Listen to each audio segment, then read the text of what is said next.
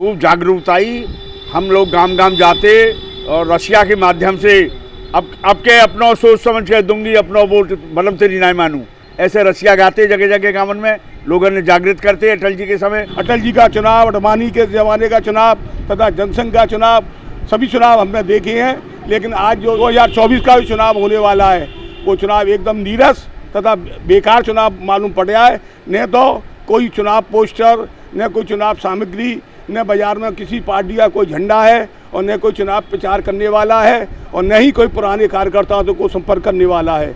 अब पहले हेमा मालिनी जी 2 दफ़े जीत चुकी हैं, पहले कितने उन्होंने वायदे किए थे और कुछ भी नहीं किया। आज मथुरा यूँ की तो बनी हुई है, सड़क गंदी हो रही है, बिजली पानी कुछ है नहीं है, सब गंदा पड़ा हुआ है, तब जनता परेशान हो रही है। उसके लिए कुछ भी बीजेपी के लिए आदमी इतना घमंड आ गया है कि जिसको कुछ दिखाना नहीं है।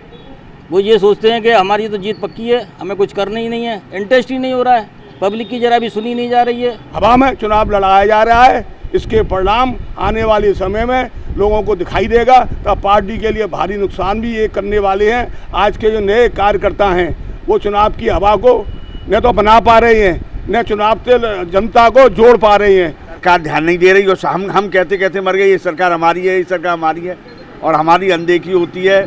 पर हमारी समस्या है कि कहाँ जाएं, देना तो उनको ही है।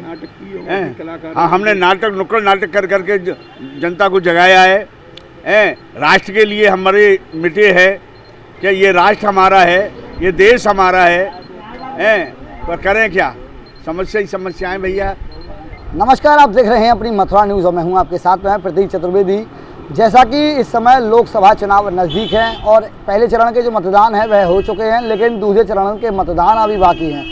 तो यहाँ दिखाई दे रहा है इस समय बिल्कुल सन्नाटा सा पसरा हुआ है। जिस प्रकार से पहले प्रचार की गाड़ियां एवं प्रचार के लिए बच्चे घुमा करते थे वह नज़ारा से दिखाई देते हैं। तो हमारे साथ में मौजूद हैं जो कि भाजपा के वरिष्ठ कार्यकर्ता हैं, जानेंगे इनसे कि पहले के चुनाव में और अब के चुनाव में क्या कुछ अंतर दिखाई दे रहा है, क्योंकि पहले जहां प्रचार लगातार हुआ करता था, लेकिन अब क्या कहेंगे?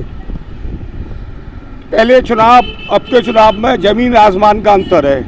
पहले चुनाव के अंतर्गत जिस प्रकार से चुनाव प्रचार चलता था, प्रत्येक बच्चे से लेकर के, युवा से लेकर के, महिला से लेकर के तथा प्रत्येक कार्यकर्ता को कुछ न कुछ काम अवश्य मिलता था। और जब भी मतलब ये चुनाव प्रचार के लिए गाड़ियाँ आती थीं या मतलब ये उम्मीदवार आते थे तो बच्चों के झुंड के झुंड, बड़े बूढ़ों के झुंड के झुंड उनके साथ में चलने वाले होते थे और उनकी हर डिमांड को मतलब ये जो चुनाव लड़ता था वो पूरी करता था। बच्चों के लिए भी स्टिकर लेके चलते थे, बैनर लेके चलते थे, उनके लिए भी पोस्टर वोस्टर सब चीज़ लेके जो मांगते थे वो उपलब्ध कराते थे। लेकिन आज का जो चुनाव है, अटल जी का चुनाव, अडवाणी के ज़माने का चुनाव तथा जनसंघ का चुनाव, सभी चुनाव हमने देखे हैं। लेकिन आज जो 2024 का भी चुनाव होने वाला है वो चुनाव एकदम नीरस तथा बेकार चुनाव मालूम पड़ रहा है। न तो कोई चुनाव पोस्टर, न कोई चुनाव सामग्री, न बाजार में किसी पार्टी का कोई झंडा है और न कोई चुनाव प्रचार करने वाला है और न ही कोई पुराने कार्यकर्ताओं को संपर्क करने वाला है। बीजेपी के कार्यकर्ता जो पुराने जनसंघ के ज़माने के लोग जो हैं इस समय वर्तमान में जीवित हैं, उनके लिए कोई पूछने वाला नहीं है। केवल इस चुनाव को हवा में चुनाव लड़ाया जा रहा है, इसके परिणाम आने वाले समय में लोगों को दिखाई देगा। तो पार्टी के लिए भारी नुकसान भी ये करने वाले हैं। आज के जो नए कार्यकर्ता हैं वो चुनाव की हवा को न तो बना पा रहे हैं, न चुनाव से जनता को जोड़ पा रहे हैं। ऐसे चुनाव में न कांग्रेस कुछ कर पा रही है, न भाजपा कुछ कर पा रही है, न बीजेपी कुछ कर पा रही है।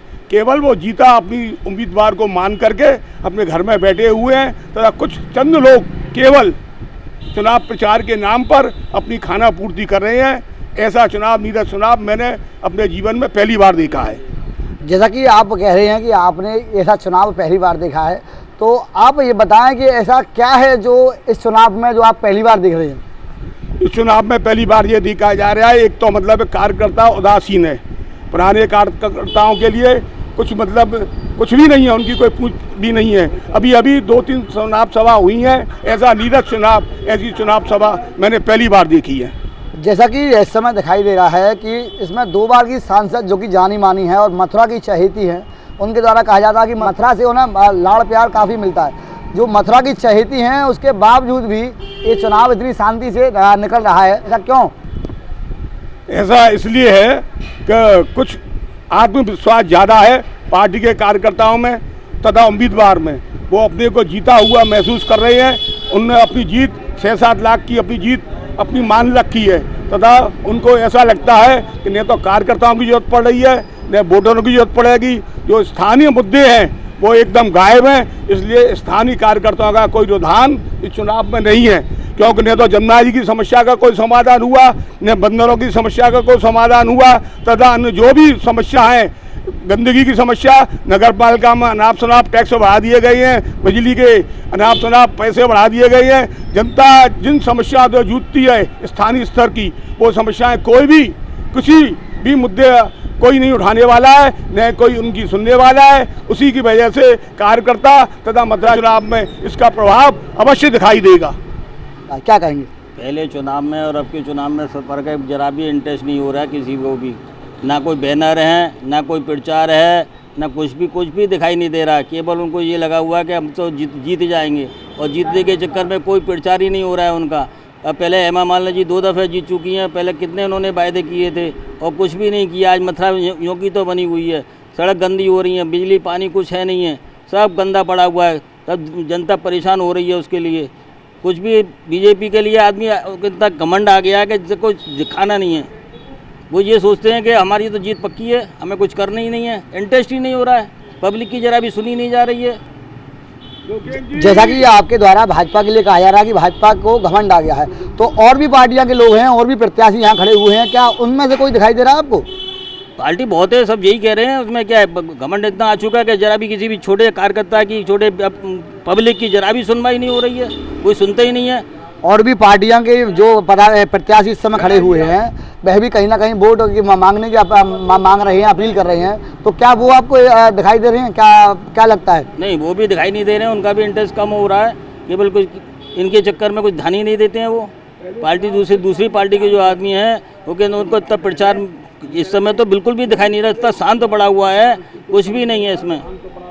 जैसा कि अभी से लगभग 5 दिन बाद यहाँ मतदान होना है और बिल्कुल सन्नाटा आप कह रहे हैं दिखाई दे रहा है, क्यों सन्नाटा? यही है इंटरेस्ट, क्योंकि उनको तो केवल ये लगा हुआ है भाजपा की जीत पक्की है और कुछ नहीं है। मतलब कि पब्लिक की जरा भी सुनवाई नहीं है। क्या है कि सब शांति बढ़ा हुआ, ना बैनर है, ना कुछ है, ना कछा है, सब जो है कि ऐसा शांति में बड़े हुए कि हमारी जीत पक्की हुई है, किसी से कहने की सुनी। इस समय एक छोटा आदमी भी जो है इतना परेशान हो रहा है, उसकी जरा भी सुनवाई नहीं है बिल्कुल भी, किससे क्या कहते हैं।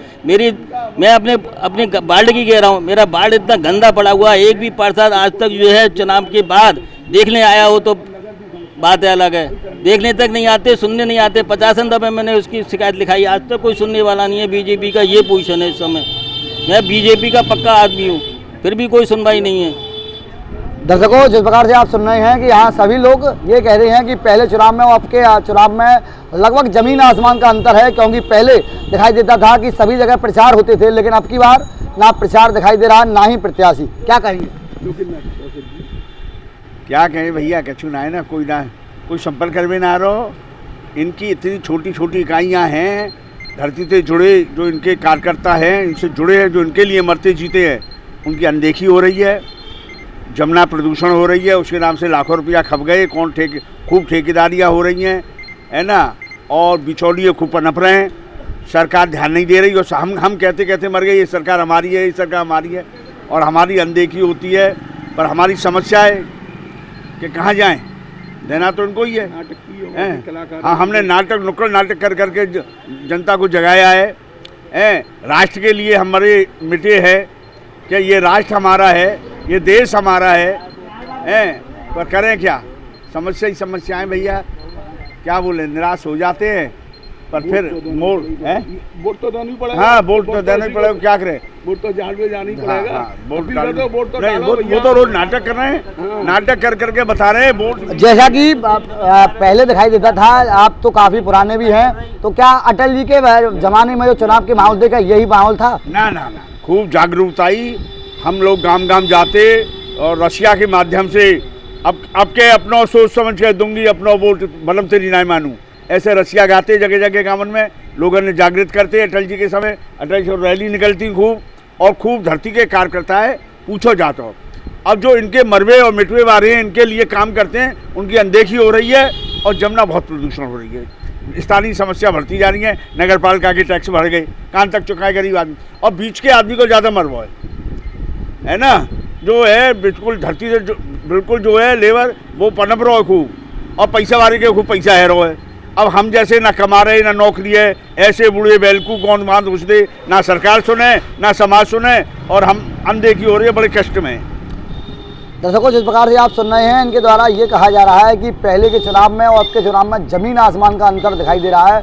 जहां पहले नुक्कड़ नाटक एवं सभी प्रकार की सभाएं होती थी, जगह जगह पोस्टर, बैनर और झंडे दिखाई देते थे, लेकिन अब की बार यह चुनाव आते ही सभी चीज़ें नदारद दिखाई दे रही हैं और लोग कहीं ना कहीं नाखुश हैं चुनाव को लेकर। इनके द्वारा ये कहा जा रहा है, साथ में लगातार अपील भी ये कर रहे हैं कि अब की बार भारी बहुमत से मतदान करें, अपना प्रत्याशी कोई भी चुने, लेकिन मतदान अवश्य करें। फिलहाल के लिए इतना ही। मैं अपने सहयोगी अभिषेक सिंह के साथ प्रतीक चतुर्वेदी, अपनी मथुरा न्यूज़ के लिए।